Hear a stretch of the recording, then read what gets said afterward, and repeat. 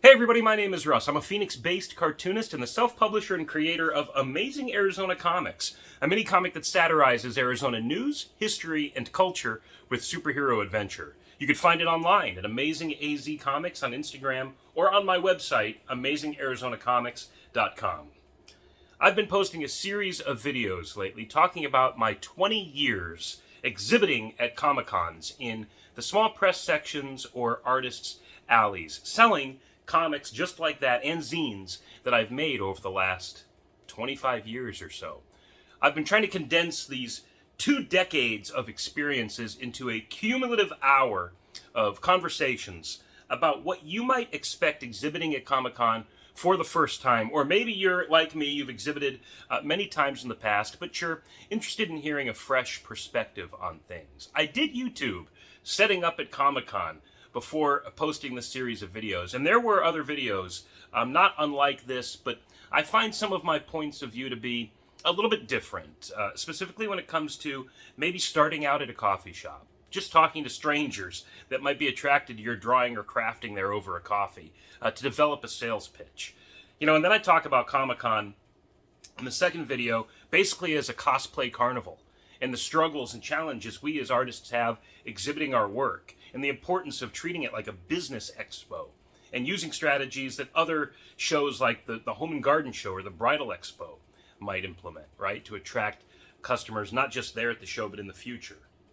And in the last video, I talked about, finally, how to set up a table at Comic-Con. Not specifically what you should have on your table, but more the how and why you should have certain things set up the way you do. And I encourage you, if you watch any of these videos, to watch that one, because it is the most practical, in my opinion, as far as, again, I'm not going to tell you what kind of racks to display your comics on or what kind of little shelves to buy for your crafts and stuff, but instead why you should arrange those things in a way that's conducive to effective communication to people walking by your table, to make sure everything is safe and neat and tidy and professional looking, right? And that it ultimately is a reflection of not just the art you've put your heart and soul into, but you as an artist as well. Because I treat this stuff seriously. Look, I have a uniform for it. I put my logo on a shirt immediately, so that when I went to Comic-Con, people knew that this is something that's not only close to my heart, literally, right? But it's something that I consider to be a dream job. Like I would put on a uniform and go to work. I'm doing this for what I hope will one day be a living. Or if not, it's at least a significant part of my life. And so it deserves a little bit of insignia here on my chest. As anything else I would wear, I do so proudly, and I endorse this message. So I wanted to conclude this series with just a little conversation, just some stories, a little ideally dialogue with you in the comments below of experiences I've had specifically at Comic-Con, and what I learned from those experiences. And when I first exhibited at Comic-Con, it was San Diego Comic-Con, the big show. This is the equivalent of you're in a garage band and the first concert that you're going to perform is Coachella, right? You're going to be in, this is the show of the year. And we, when I say we, my friend Brent, who drew the comic that I wrote, we had no idea what we were getting into with this thing. Or at least I didn't. I don't want to speak for Brent, but I think we kind of shared a fresh naivete as to how to set up an effective Comic-Con table. We were inspired by going the year before as attendees, and we self-published our own comic in the year between going as attendees in 2000 and being an exhibitor in the small press section in 2001. The comic was called The Successors, and the pitch was basically superheroes from a parallel Earth are in the process, they're getting defeated in their own crisis. And in a last-ditch effort, somebody whose powers it is to open rifts between dimensions opens a rift, and these superheroes plummet practically in defeat onto our Earth, a normal Earth, where nobody has superpowers. And with their dying breaths, they give regular people like you and me their powers to continue their fight, to continue their legacies. And of course, when you get powers, well, some people do good things with them, some people do bad things with them. That was the premise of The Successors in a nutshell. Not quite as tight a mission statement as a mini comic that satirizes Arizona news, history, and culture with superhero adventure, but not bad. So we had a roster of characters that we really liked. The main character's name was the Optimist, And like Green Lantern, he could create constructs from his imagination. But unlike Green Lantern, who uses a ring, the Optimist used an optical mist that emanated from his mind's eye through his actual eyes. It was an optical mist, an optimist. Okay, so that was our main character, and his story was scheduled for the first issue of the Successors. Well, in the second issue, we had planned the origin story of another character, Psycho Chick. And she could basically manifest her emotions through, what's the best way to put this? Excretions or detachments from her body. So she, if she was angry, could spit fire. But if she was sad, she would cry and like a flower would grow. That kind of weird, almost existential exhibition of emotion through superpowers, right? Kind of a magical, almost in retrospect now, kind of a Scarlet Witch kind of vibe. But much less mystical. Definitely more late 90s, black and white comics, emotive, woe is me kind of stuff. So we loved that story so much that we decided to write and draw it first. And so we did. We told Psycho Chick's story. And it was scheduled for issue 2. And we kept it in issue 2. And we self-published our first issue of The Successors, which was The Successors, issue number 2. So what I'm telling you is, we didn't make number 1 first. We made number 2 first. And we had number 2 on the cover. And that's what we brought to San Diego Comic-Con for our first year in the small press section. So you can imagine people were walking up to our table, and they were saying, wow, this looks great. Let me grab issue 1. Oh, well, this is the first issue. Well, this is issue 2. Yeah, but it's the first one we made. It takes place chronologically before issue 1. So, what were we thinking? I have no idea why we didn't just slap a number 1 on the cover of that comic. Because I think it would have sold gangbusters. And I'd be the next Robert Kirkman over here, okay? And you'd be watching The Successors on A&E right now, all right? But it didn't work out that way. So, and I blame it exclusively on probably my decision to put the number 2 on that cover. So, what I'm telling you with that crazy story is be very clear in the messaging from the work itself. You want your work to sell itself. And I mentioned that in the last issue a little bit when it comes to cover design.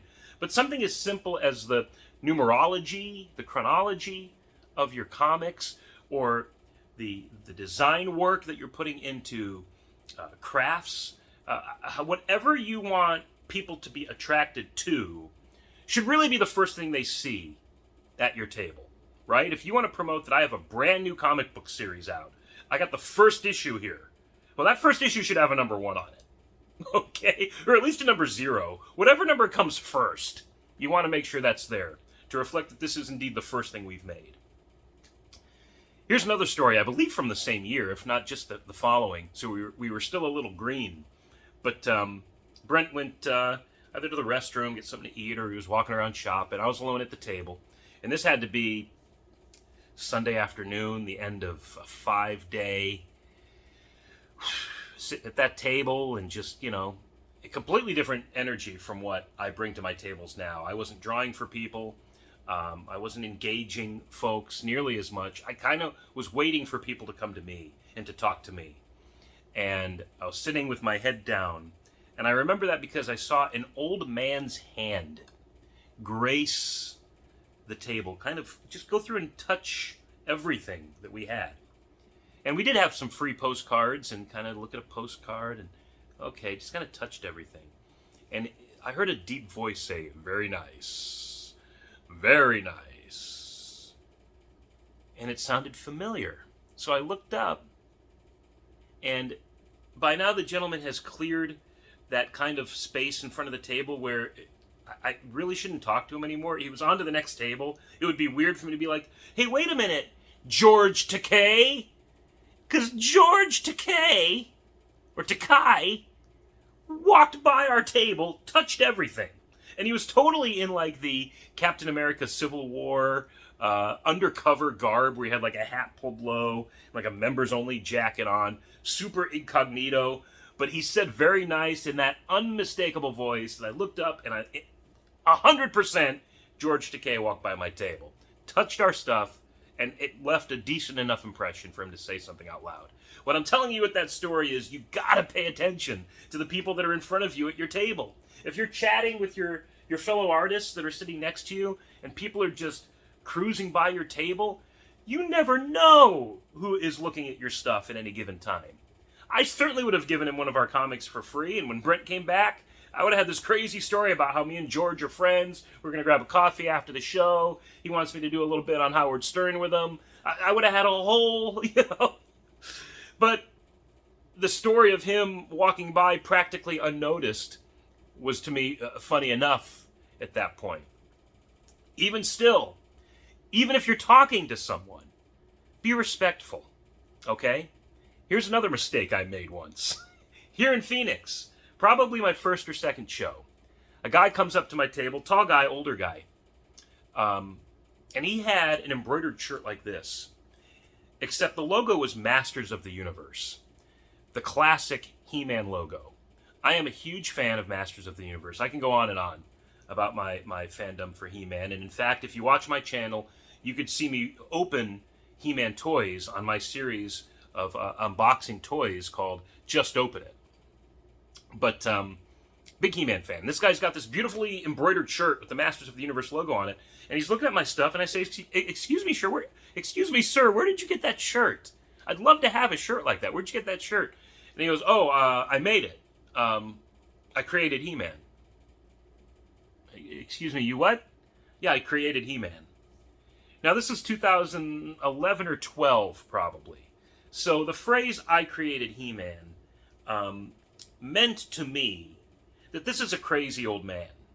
Because no singular person created He-Man. He-Man was created by Mattel, and Mattel made toys and mini-comics that were eventually adapted as a Filmation cartoon. I knew all that stuff, right?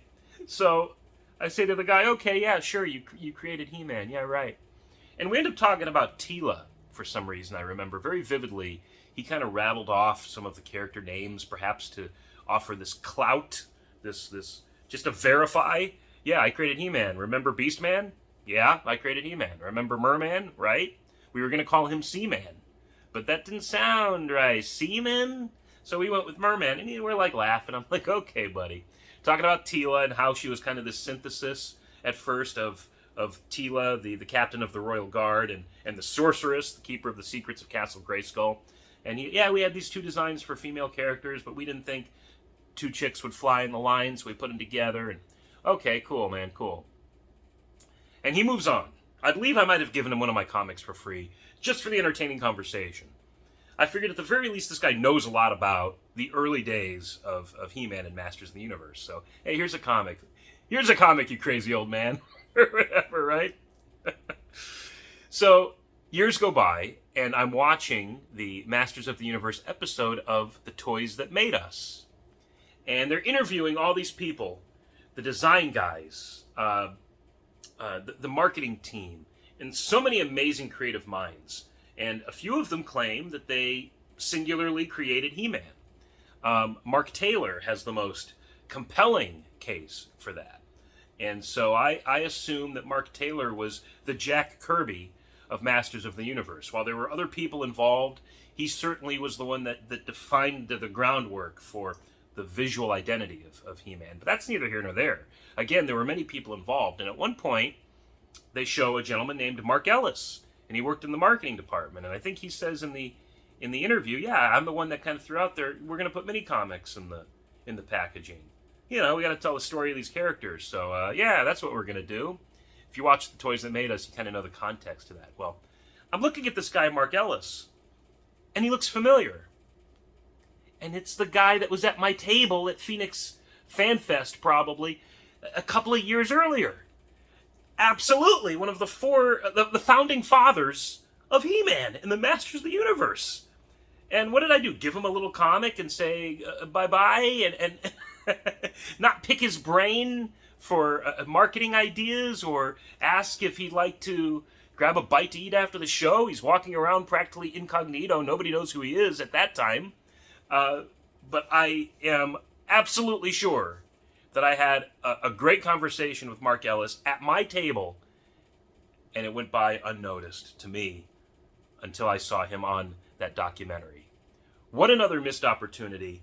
And if I hadn't been so dismissive, if I had been open to the guy, if I had seen it less as a, okay, move on so I can get somebody over here to buy my comics, and if I'd looked at it more as a networking opportunity, as people do at business expos and industry conventions, right? It's not always about selling. Sometimes it's about the networking. Man, who knows? I could be designing new characters for the Masters of the Universe Masterverse action figure line as we speak. Who knows where I'd be now? If only I'd taken Mark Ellis seriously. So just heed that lesson, please. That, when people come to your table, you don't know who you're talking to. Treat them with respect, and you never know what might come of it. Maybe just friendship. Maybe they buy maybe they spend a couple bucks and buy your book. Maybe it's somebody that continues to come to your table year after year, and treasures that interaction. And I want to conclude this video, which is already kind of pushing 16 minutes, but I want to conclude with that concept.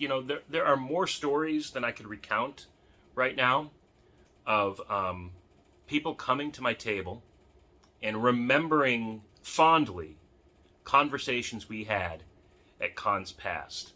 I will tell you this final tale of a young man named Cameron. He was particularly interested in my comic because it features a character named Speed Cameron, a living speed camera. And Cameron, young man, his mom actually, I think, picked up a couple of my comics at an art walk, if I remember correctly, because it was some 10, 11 years ago now. And they saw me at Comic-Con, came by, gave them some more comics and some sketches, and we just had a blast talking. They ended up moving to Utah, where she very graciously subscribed to my comics and continued to receive them, even to this day. But one day, the Friday, going into a Phoenix Fan Fusion, she sent a message and said, "Are you going to be at the show today?" And I said, "Yeah, why? What's going on?" She goes, "Oh, we're going to come by the table.